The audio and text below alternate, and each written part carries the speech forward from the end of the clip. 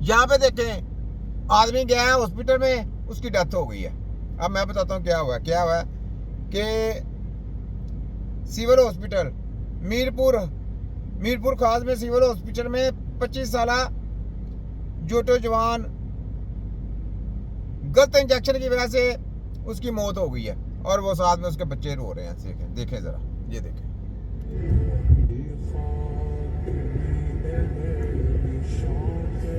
गलत इंजेक्शन, मैंने कहा इंजेक्शन ना लगाएं। देखें, इंजेक्शन आपकी सेहत के लिए सही नहीं, बच्चे रो रहे हैं उसके।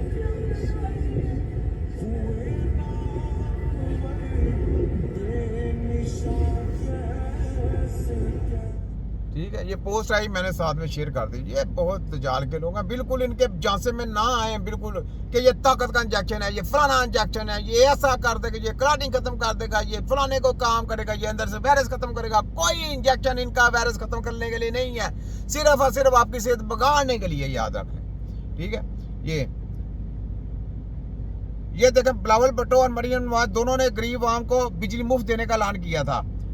इन्हें खबर हो के गुजरांवाले में माँ बाप का इकलौता बेटा बिजली का बिल ना दे सकने की वजह से जिंदगी की बाजी हार गया। ये देखिए, दोनों ने कहा था, ये चेक करें।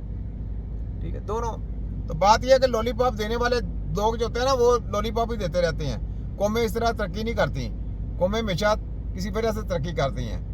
ये एडवोकेट फहीम खोखर साहब ने एक मैसेज किया जनाब, ये भी सुनने वाला है।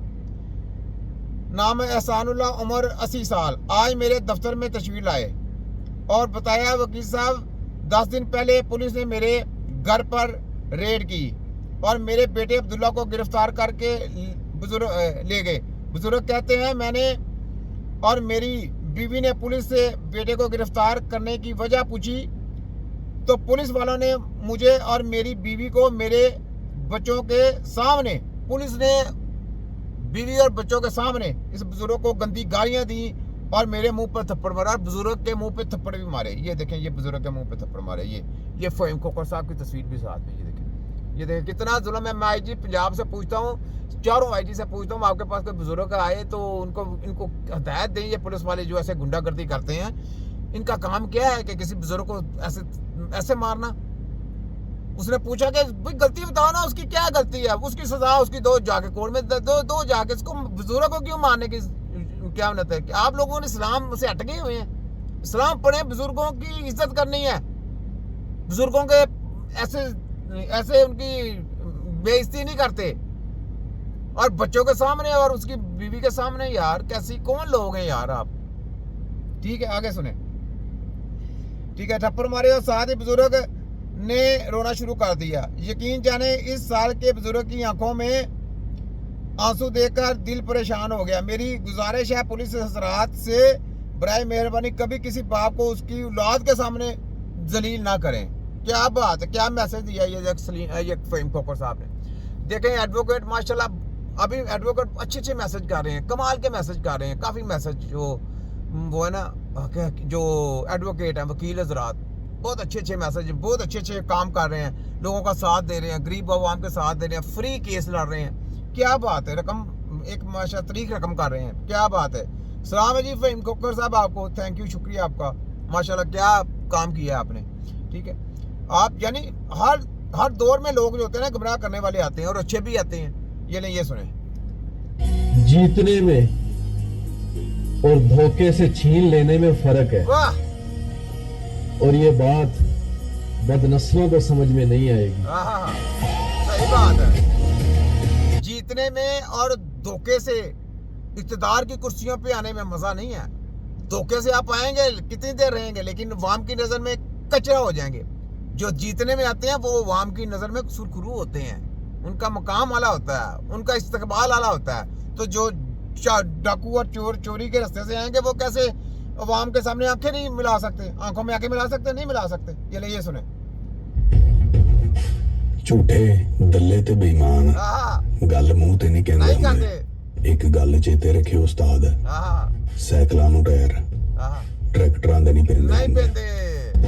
सही बात है। झूठ के कोई पाँव नहीं होते, याद रखें। जिस तरह मेडिकल माफिया ने पूरी दुनिया में झूठ से अपने को मुतारफ कराया हुआ था ना, आज उसके पाँव नहीं है। हमारे सामने देखने कोई बंदा उनका आता है, कोई लेक्चरर, कोई फलाना, कोई टमकाना, कोई 30 मार का, सब मैं कहता प्रैक्टिकल सामने लेके आए। ऐसा कोई सिस्टम नहीं। जो किताबें पढ़ाई जाती हैं वो जली हैं, वो डेड बॉडी की, मुर्दों की हैं, और उसके नाम लिख के उनको जनाब बड़े याद करें जनाब। यार किधर कौमें गुमराह होगी हमारी। तो झूठ के कोई पाँव नहीं होते, याद रखें। जो सच पे चलने वाले लोग होते हैं उनके साथ तादाद कम होती है, लेकिन उनका जज्बा, उनका प्यार, उनका मोहब्बत, उनकी धाड़ पूरी दुनिया में गूंजती है। पूरी दुनिया उसकी धाड़ जो है ना वो सुनती है। ये बात है। जो हक सच पे चलने वाले लोग होते हैं, तो ये चीजें अपने दिमाग में रोशन करें।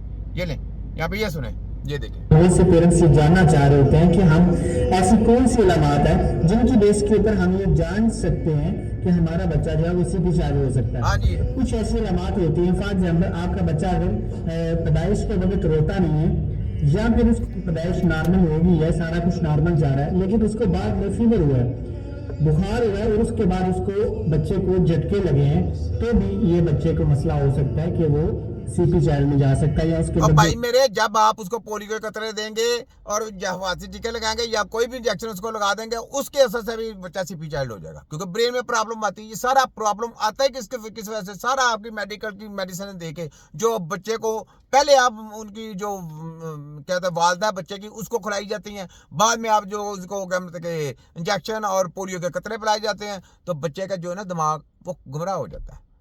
समझ लगी? तो वो ब्रेन जो है ना वो सही तरह से परवरिश नहीं पाता, सही तरह ग्रोथ नहीं होती।